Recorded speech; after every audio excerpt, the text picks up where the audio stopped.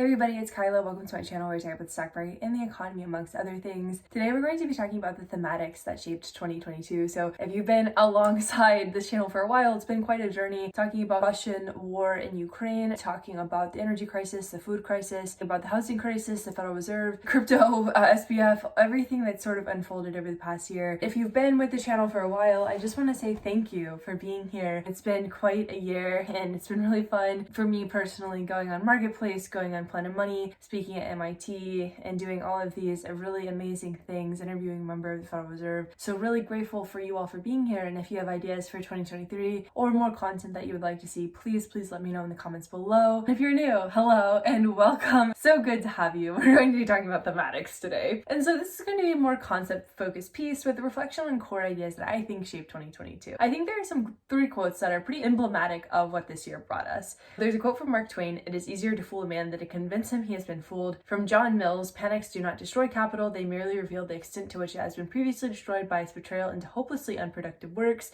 And then Carl Sagan: "One of the saddest lessons of history is this: if we've been bamboozled long enough, we tend to reject any evidence of the bamboozle. We're no longer interested in finding out the truth. The bamboozle has captured us. It's simply too painful to acknowledge, even to ourselves, that we've been taken. Once you give a charlatan power over you, you almost never get back." This is really emblematic of the scam era. I think 2022 was the year of scams in more ways than we know. So let's talk about crypto. This year, the crypto world came crumbling down to a certain extent in so many ways, from the emperors absolutely losing their clothes, from SPF, the Three Arrows Capital, to Do Kwon, to the Ponzi triangle essentially inverting. Turns out you really can make up a token and assign value to it, but you probably should not do that. To the moon became a whispered rallying cry rather than something that you saw almost every other tweet. Twitter is a whole other concept. I think the inherent problem with the Web3 spectacle was how far removed from reality it ended up being. So with apes, Vitalik said it best: "I don't hate apes, but I want them to fund public goods." The problem: apes don't fund public goods. Those monkey JPEGs don't fund public good. They are a status symbol, a display of wealth, which is fine. But in a world that is teetering towards real world resource scarcity, the lack of intrinsic value became really prevalent. The whole ethos of Web3 was haunted by the ghost of make money. Everything became centered on greed rather than participation. People didn't buy NFTs for the art, they bought it to make money. And that's really just a function of the ZERPy world that we've been in. Why not froth it up more? If the Fed isn't going to print dollars, we might as well do it for them in terms of algorithmic stablecoins, etc. The world economy was collapsing though, and people were buying up ape land. It just felt so odd. That was the inherent problem with the Web3 spectacle. It felt like almost a dream state, and it sort of was. Like, Web3 was full of bots. I think 50% of games were bot driven. It was an alternate dimension where things were happening, sure, but like not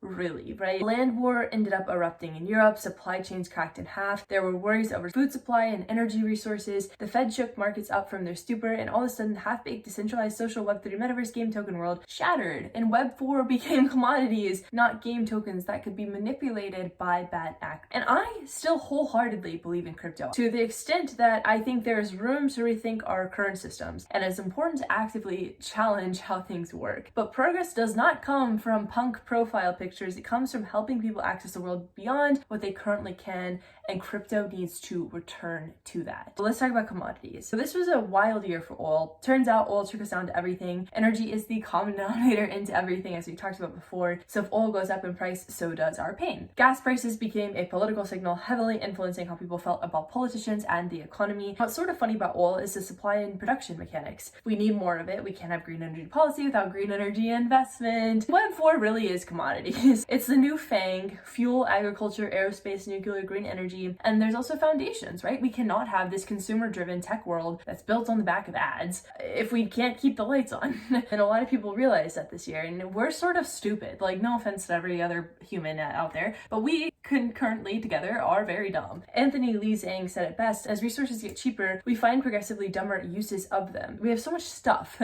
Things are cheap, but it's expensive to repair, so we place a lot of value on buying things, and we end up buying too many things. The world is very good at producing things, but things are not unlimited. Alternatives have to be in place, both in terms of energy production and how we grow the economy." So the Federal Reserve. Okay, so my favorite. Jerome Powell kind of summarized this best: "No one expects that bringing about a soft landing will be straightforward. Very little is straightforward in the current context." Yes, very little is known, a lot is uncertain, and most things we just don't know what the heck is happening. So now the Fed is ripping rates and risk assets are tumbling together, because turns out risk assets are tied together for collateral, things aren't worth what they used to be, and boy oh boy are things dominoes. The Fed will likely continue to raise rates because they have credibility to protect. They were behind the ball on raising rates, and now they have to prove that they can keep on raising them. So Fed cred is number one, always and forever. The most important thing that the Fed has is its Fed cred, its Fed credibility, and they cannot lose that. And they're Fed flexing right now. The Fed will push the economy to the point of potentially breaking just to prove that, like, you know, flexing on them. They got to a certain degree. If the markets let them, though. So we still have to answer to somebody at the end of the day. And the Fed ends up answering to the markets more often than not. But for now, the Fed is facing the verifiable metrics of inflation slowing, but the burden of ego against that. Improving that they do indeed have this under control is top of priority for venture capital.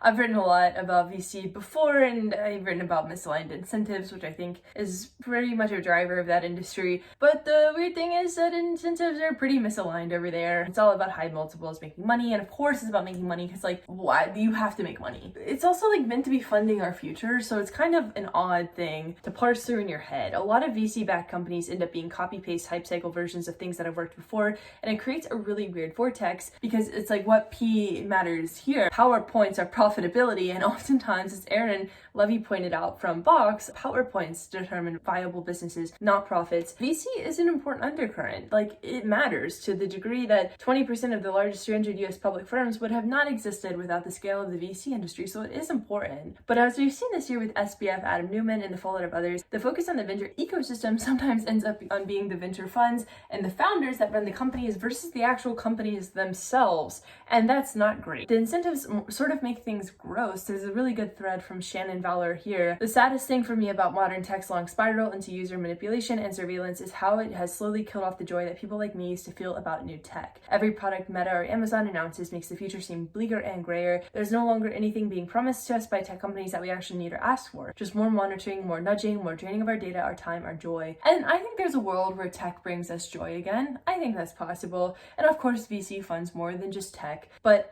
I think that VCs and other funders of the universe have a big part in sort of determining what brings us joy to a certain degree, and hopefully the PowerPoints guide their hand kindly. Housing. Mortgage rates went absolutely bananas this year. Private equity firms nose their way into mobile home parks, nursing homes, student housing, etc. in an attempt to find inflation hedges. Because of course, students who historically can afford many things, right, can definitely afford rent spikes. And this is sort of the collapse of the American dream in the housing market. Our housing world is really weird because it was the American dream. Leverage up, get a picket fence, and then you're good to go. But now it's very, very difficult to get a home. Buyers are frozen out because sellers aren't budging, mortgage rates have gone up, and home supplies great. As Justin Jalbert said, housing is in a very deep recession. And there's this great paper from Edward Lemur titled Housing is the Business Cycle, a paper that analyzes how important housing is to the economy. Weakness in housing is a core part of recessions, and that's mostly because the world is driven by consumers, not businesses. As I've talked about a lot, residential investment is important because people are important, and we're seeing huge red flags in the housing market right now, which could mean huge red flags for the economy moving forward. And we often forget the importance of housing at times. We forget that the world is really made up of people, and that capital appreciation really isn't the core part of everything. Like, that's not supposed to be our main goal all the time. People are what matters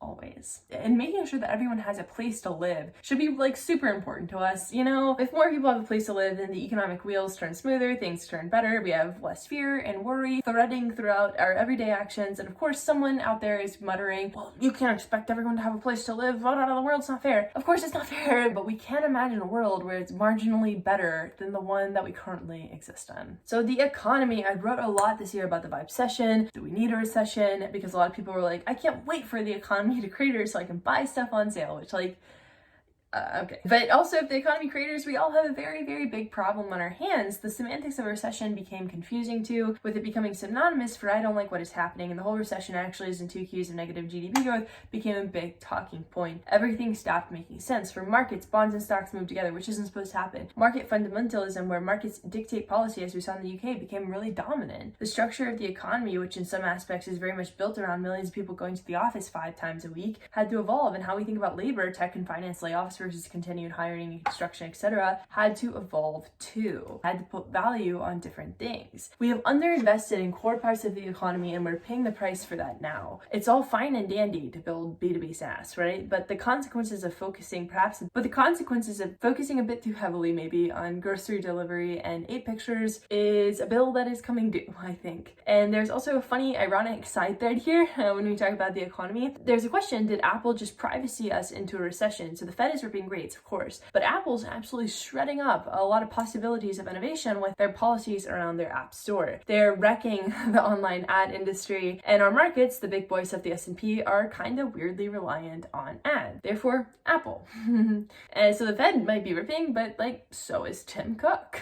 Human behavior. Okay, so this is the last part of this piece. It's going to be less focused on the economy and more focused on people. One thing that was really striking to me about 2022 is the constant anger that bubbled up underneath the surface. And as markets creator, it's very understandable that people get upset. Nothing was working the way that it was supposed to in this new non-zero interest rate world. We're still dealing with the after effects of a pandemic, shipping constraints, energy costs, and natural disasters like droughts, floods, and fires, and a war unfolded too. So doomerism kind of became the solve for a lot of people's anxiety. If you listen to people yelling about how bad the world is, it might make all this feel a little bit better. After all, the key to success is convincing people that you have the key. If you overcomplicate simple things loudly, people will pay attention to you. Nothing is that complicated, nothing is that convoluted, but we often spiral into becoming too clever for our own good. When things don't make sense, when we really don't understand what is going on, but we pretend that we do, we make systems that trap us further. As this one quote says, when education is not liberating, the dream of the oppressed is to become the oppressor. And that seems to be happening in microcosms all around us. I wrote about Tom Nichols' thread on American psychosis a few weeks ago, but this part is increasingly poignant and concerning. There is no bill you can pass, no social program that will solve the problem of a dentist or realtor who has decided that life is just too goddamn dull and that they're going to spice up their week by getting some tactical gear and cosplaying the Second Civil War. And of course, there have been many pieces written about the psychology of the United States that I'll link below, but it feels like life has become increasingly fragmented. There are elements of life which feel like we are being pushed towards elements of monoculture, streaming consolidation, less content or content not getting renewed, less room for experimentation. And the irony of all of this is that now is the moment that we should be leaning into creativity and expression, right? But the landscape is static in a sense, and it's odd because aesthetic is inherently a human inspiration. Beauty, and not pretty things, but true striking human spirit, is a virtue, but rather profit and growth have redefined how we interact with product. So pretty much, and this is a quote, pretty much everything that makes life better and the earth more livable is not profitable, because what's most profitable is causing problems and then selling partial solutions. But all of this goes against our intuition, right? It makes us uncomfortable to watch the same startups launch some website with the same gradient color scheme, try and sell the same products, try to convince us that this meal square is the answer to all your problems. Ivan Illich wrote about this in Tools for Conviviality, where it's this idea that people need tools to work with them, not for them. We need to be able to make things. People need not only to obtain things, they need above all the freedom to make things among which they can live, to give shape to them according to their own taste,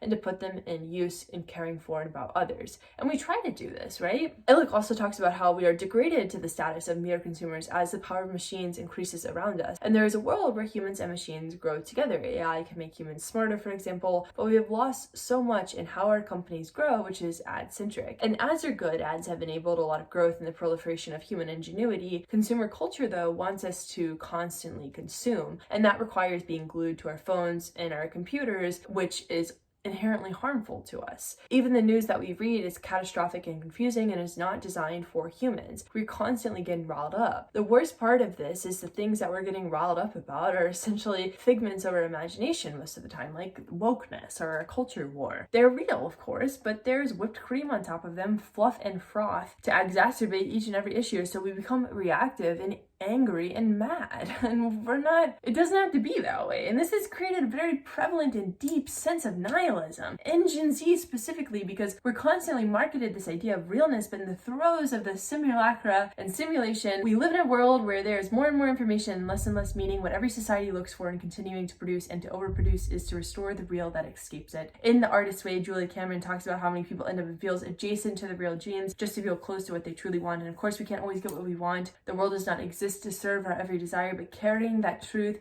recognizing where our passions are is really important. And I think that the more that we can return back to understanding what drives us, what drives not necessarily always just the individual, but what drives our community, what drives the world around us, understanding the world that we exist in is really important, because we are not superior to the universe, but merely a fraction of it. All that being said, lots of stuff happened this year, and I think that we're becoming removed from the reality of those things happening, and it's important that we return to some aspect of it as best we can. So to prevent more extrapolations and blabbering, I'm gonna stop. I'll have another piece out next week reflecting on the events that went down in 2022, but I think these thematics are important as well. Thank you so much for spending time with me, for being here with me, and for being on this journey. It means more to me than you could possibly know, and I'm so endlessly grateful to you. I hope that you're doing well, and if you're celebrating any holidays coming up, I hope that you have a happy holiday. If you're not celebrating, I hope that you are doing so well. Thank you so much. I'll talk to you all soon. Goodbye.